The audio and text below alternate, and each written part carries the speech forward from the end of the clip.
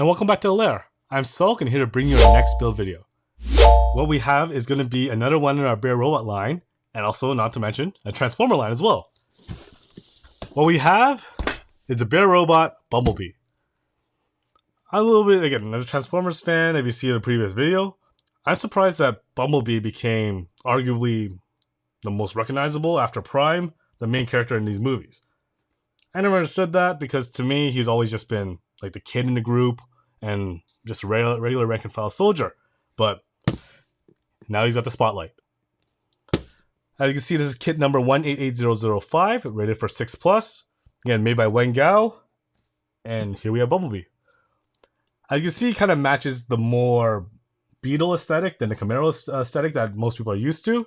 But to me, I prefer it that way because not the biggest fan of the Bayformers, but I guess they did it right in the Bumblebee movie where they actually kept him a Beetle. So you can see it's a lot more curvier than the actual aggressive lines of the Camaro, but to me that's more natural Bumblebee. Also, you take a look at the face.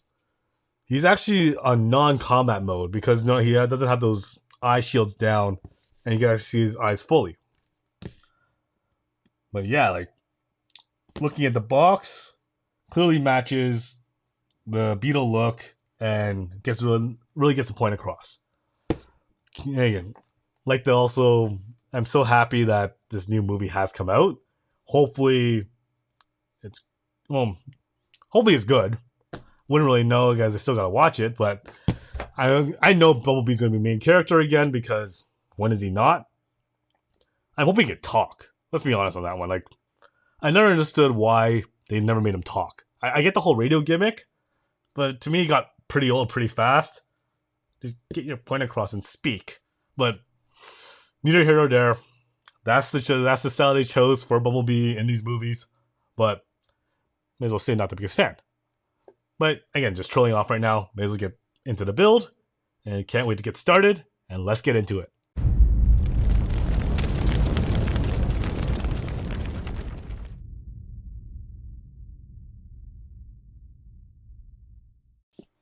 Starting things off with the box, you can see just Bumblebee in all his glory, I guess you could call it here.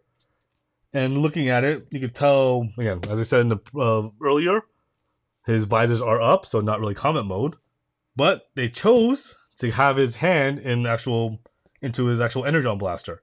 So, nice choice there, because I guess it would have been boring if he just had a regular hand out. Also, another nice little attention to detail is that they gave his mechanical side a shield. It's been a while since I watched the last movies, so I'm not too sure if he had one, but nice aesthetic choice. Again, made by Wangao, and then Bear Robot line. Moving to the back of the box, see the more close-ups of him. It's facing you this time. And you see his hand weapon here. Head can fully turn. And just a lot more details, and looks like another fully articulate hand. Doesn't look like a stand, but just like the Prime, hopefully he stands up just fine on his own, but time will tell. Oh, let's crack her open.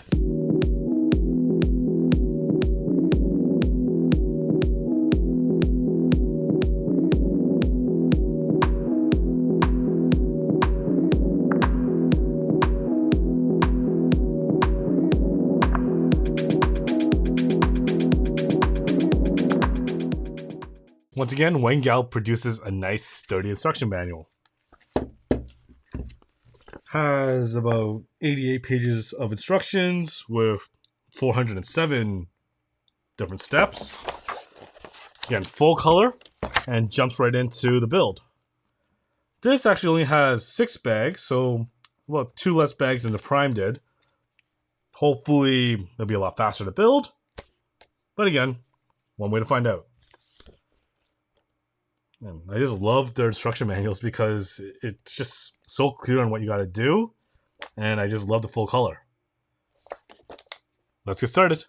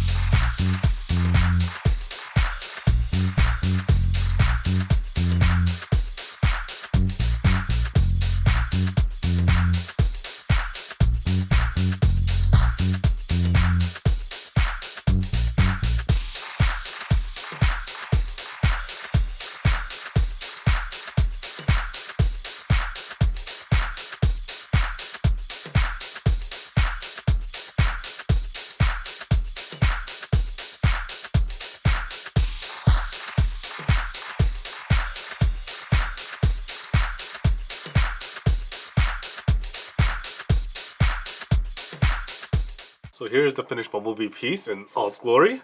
So starting off at the head, you can see it pretty much captures the sleekness of the Beetle instead of the aggressiveness of, let's just say, when he's a Camaro. So it gets this from the actual Bumblebee solo film. So going back to the top of it, so forehead, so nice round exterior, just like a regular Beetle. Going to the mechanical side, or actually the covered side first. You see a little aggressive look on his face with a little furrowed brow. You have on the side here the vents. And going around to the back of it. Again, does a very good job of, again, most of these things cover up all the studs. Except these always 6 in the back here. I guess it is the choice not to cover it up because just pretty much how these panels go, or these pieces, you will always have these 6 popping up. Going on to the mechanical side, you have a little bit of piping here. And again, it's such a great job of covering everything up. For some reason, there's a random tire here. Not really too sure why that's supposed to be there on his head. Can't remember, again, really hard to tell if Bumblebee actually completely covered up that you'll see like a random tire sticking out. But again, designer's choice on that. Going back to the front, you see a close-up of his eye, and then just more vents to the side. I'm assuming he's not in pure combat mode because normally he has that his face shield would normally be down and you only can see like barely part of his eyes or anything like that. But right now seems everything up, his little antennas are showing, so kind of non-combat mode. Going to his torso, you see again captures the aesthetic of the Beetle as well. Nice like, round curves on it instead of the aggressiveness of a Camaro. Where his chest is, you can see his headlights, and a little bit, I guess, would be the grill of the car. Going to the side, his arm here, nice little attention to detail, is actually his regular blaster. So if you remember in the movies, his hand kind of just spins around a few times, and it becomes a gun, and then afterwards it comes back to a hand. So nice little attention to detail. Moving to the side here, just little pistons, just get the arm going. On the back actually has my most favorite detail in this, pretty much all of this entire build. First of all, you have the 2 tires in the back, well, the one on this side, and the actual doors. On the back, they did a good job of repurposing parts to make to pretty much recreate a spine on Bumblebee, so which is pretty cool. None of the other ones actually have this much attention to detail on the back. It's normally just a flat surface. But this one actually, again... Oh, shoot. Yeah, I gotta be very careful because these aren't really sturdily put on. So just held on by like four studs, and that's it. And the weight of the doors is pretty heavy for those 4 studs. Well, again, going back to the main point, this pretty much has the most attention to detail on the back of it than actually any other figure that I've built so far. Going to the other side of it, see a bunch of gears, more piping. This is actually one of the harder parts to put on this entire kit because you can see it's attached by 2 little connector rods here that need the proper clearance in order to actually get this thing on properly, and it's really tight to put on.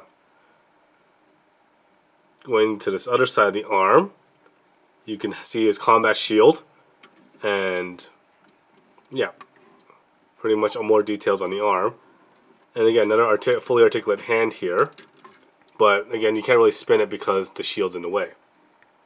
Well, shield / sword because you can see a little jagged edge here. So now going down to the lower part of the body.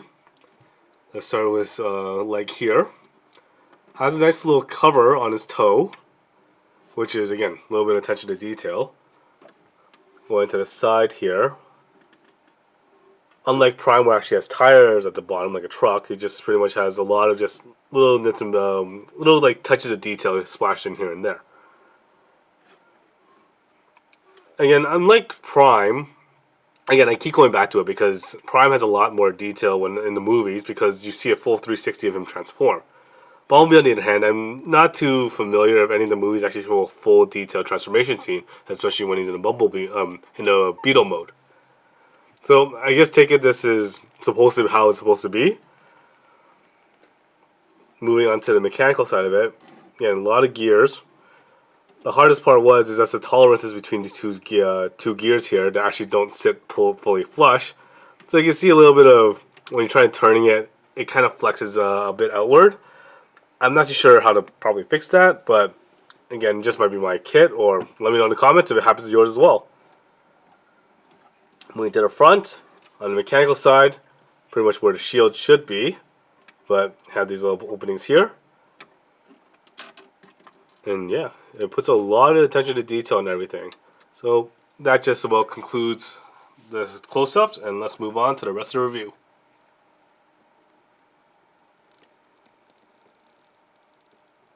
We're back. This kit took about 4 hours and 15 minutes to finally complete, and let's get into my likes and dislikes about it. I've pretty much built about 4 or 5 of these half mechanical, half again skinned, half mechanical and half covered up builds so far, and this is about my 4th bear that I built from Wangao. And needless to say, all my likes are pretty much, again, it's all the same on the other 3 that I've built. And instead of just repeating myself over and over again, I'll just get into the main differences about this piece in particular. So first thing I want to say is that it does such, out of all the other ones I've built, this one does the best job of capturing the aesthetic at the back. Because you remember, when you're building models are full 3D, so they have to be able to turn.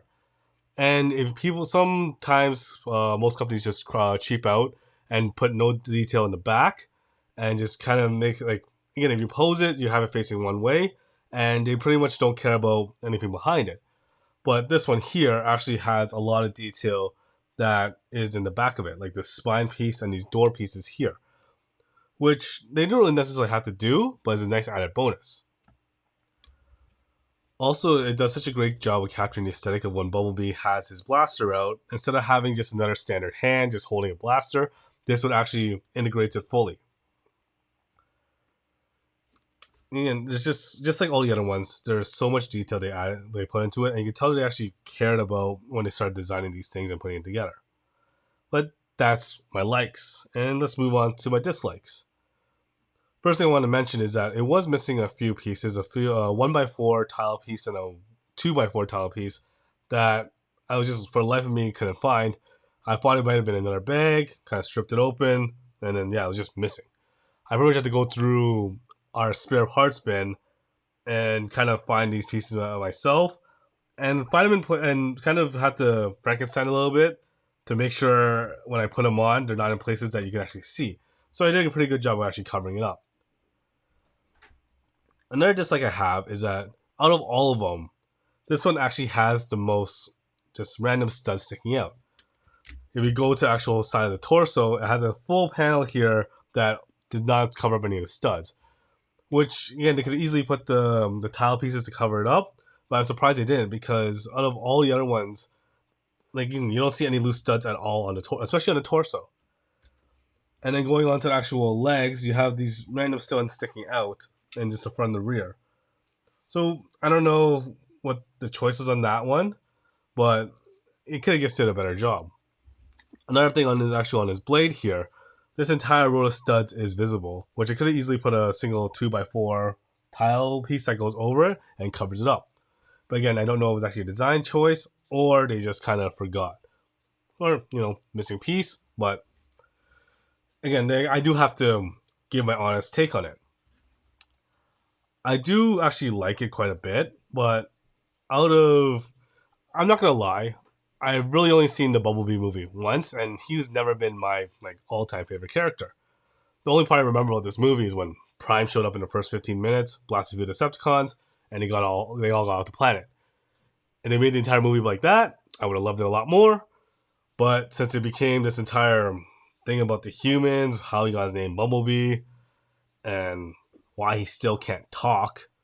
Come on, it's 6 movies in, and give the man a voice. Just, come on. Love the radio gimmick for the beginning, but to me, it got real old real quick. You could just easily put a soundtrack over when he shows up, or anything like that, and to try to drive the point home. But having him talk, again, I never agreed to that whole choice in the matter. But it's just, again, I don't feel like getting into it. So that just wraps up my review of the Bumblebee here. Final thoughts are, again, I had a fun time building it, but the love wasn't there because, again, he's not my favorite character, and I never really saw the mass appeal of Bumblebee. But if you like the character, by all means pick it up because it does a very good job of capturing the character. Again, good job to Wangao for producing these things. Hopefully they do a lot more on the Transformers line instead of just these two, because I would love to see, a Megatron, Soundwave. They really want to go massive, maybe a Devastator. And I'm not too sure how they're going to do it, but I would love to see more Transformers, especially with the new movies coming out. Maybe even some of the Beast Wars characters, because I love Beast Wars, and that's just the fan in me talking.